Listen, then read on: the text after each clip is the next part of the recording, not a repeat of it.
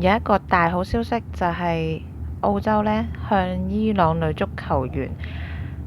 發呢個人道嘅簽證，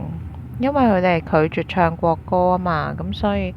喺伊朗境內就話佢哋係叛徒咯，會面臨呢一個可能係死亡嘅威脅啊。咁講真啦，即係伊朗球隊呢，我見佢哋笠嗰啲頭巾都係求其笠一笠上去，都唔知有咩意思嘅，即係咁樣。你踢波嗰時跑嚟跑去，跟住又容易甩喎，即係好明顯係一個形式主義去壓制啲人嗰種自由嘅思想，即係自由自在做自己中意嘅。你一定要求其笠住條巾都要你笠咁樣，即係呢一啲獨裁政府呢，就最好去死嘅，因為呢，佢哋對於佢嘅人民壓制係好犀利，咁尤其是女性啊，受到更加嚴重嘅傷害啦，冇辦法去講出自己真正嘅諗法啦，係咪？所以你嘅全球各地呢，即係都有好多唔同嘅，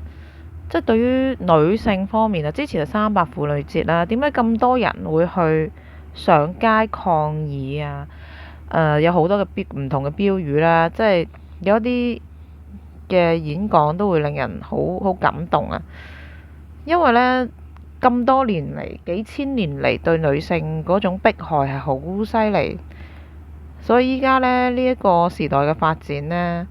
去到2026年呢，我覺得係唔應該行返回頭路，係應該要繼續去爭取自己應有嘅權利。咁呢一單嘅新聞呢，我哋都覺得會好欣慰啦，即係起碼喺澳洲點都係咪好過喺伊朗？即係你去講句真心説話，你去做一啲行動去表達話，我希望呢個政府唔好去走去屠殺自己嘅人民啊！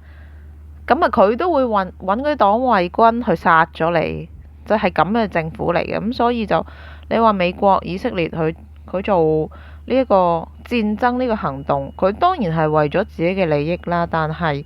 其實亦都係幫咗呢一啲喺度反抗獨裁政府嘅人民咯。